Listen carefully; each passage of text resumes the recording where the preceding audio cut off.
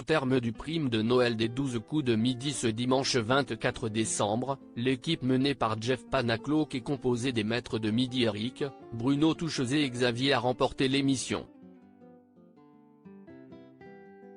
Télé Loisirs a recueilli la réaction de ce dernier, seul maître de midi à avoir abandonné le jeu.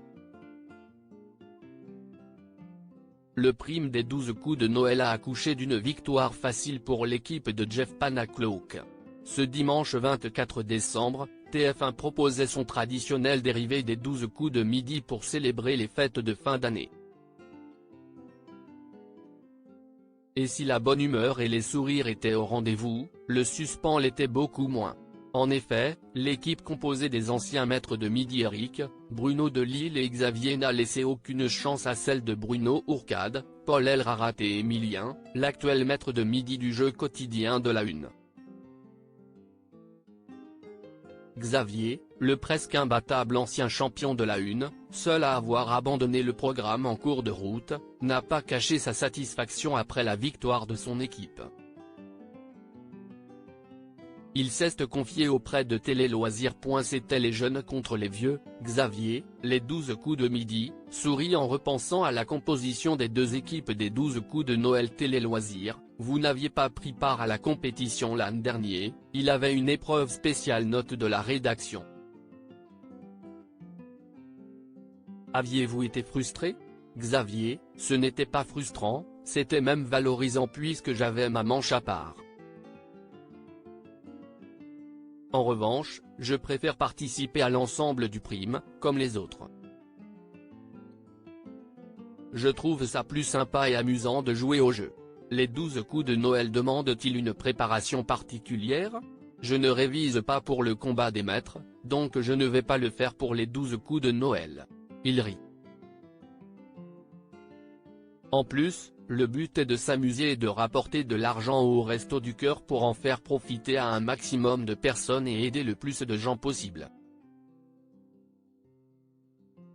Si est beaucoup moins orienté sur la compétition et plus sur l'esprit familial et de Noël. Qu'avez-vous pensé de la composition de votre équipe? On s'est tous dit la même chose, c'était l'équipe des vieux contre l'équipe des jeunes. Malheureusement pour moi, je suis chez les vieux, il rit. C'était un plaisir de retrouver Bruno Delille que je n'avais plus vu depuis longtemps, avec qui je n'avais jamais fait équipe. Le côté ancien et jeune, c'était assez drôle.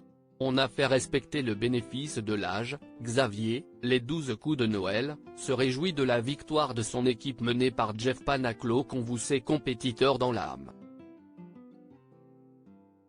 N'étiez-vous pas déçu d'être avec Eric et donc de ne pas pouvoir l'affronter? Le fait d'être avec Eric me donne une chance en moins de ne pas me faire battre. Si est plaisant d'être en équipe et de devoir franchir le plus de manches sans que l'un de nous ne se fasse éliminer. Autant pour le combat des maîtres on peut bien se défouler pour savoir qui va gagner, autant on est tout prêt à jouer en équipe le reste du temps. Ressentez-vous une appréhension particulière à l'idée d'avoir le poids d'une équipe sur les épaules? Si est-il vrai que quand on a quelque chose de plus grand que nous sur les épaules, on peut se dire que c'est plus compliqué. Mais là, si on prend un peu de recul, c'est dommage de se tromper pour son équipe, mais les Restos du Cœur resteront bien représentés. À l'époque, j'avais participé à Qui veut gagner des millions? Avec Jean-Luc Reichmann. Je ressentais la pression là en me disant que si je me trompe, je pouvais faire perdre quelques dizaines de milliers d'euros.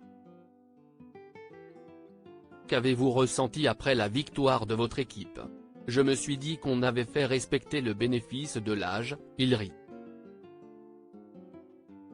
J'étais très content de jouer avec Bruno et Eric. Si est très rare de gagner toutes les manches, donc ça s'est très bien passé. L'ambiance était très bonne et nous avons formé une équipe complémentaire et efficace.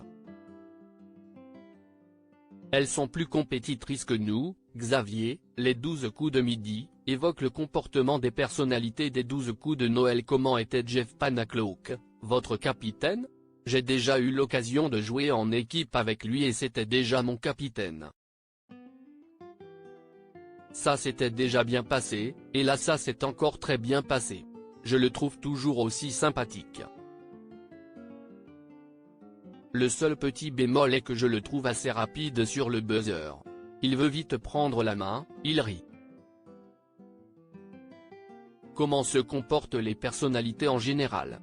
La plupart, si ce ne sont pas toutes, se prêtent assez rapidement au jeu. Les questions sont assez éclectiques, donc elles ont certaines réponses que nous n'avons pas. Très souvent, elles sont même plus compétitrices que nous. Briefez-vous les célébrités avant le début de l'enregistrement?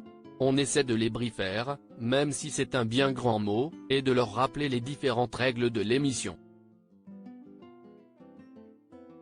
On essaie de leur rappeler comment se passe le jeu et de leur donner les pièges dans lesquels il ne faut pas tomber.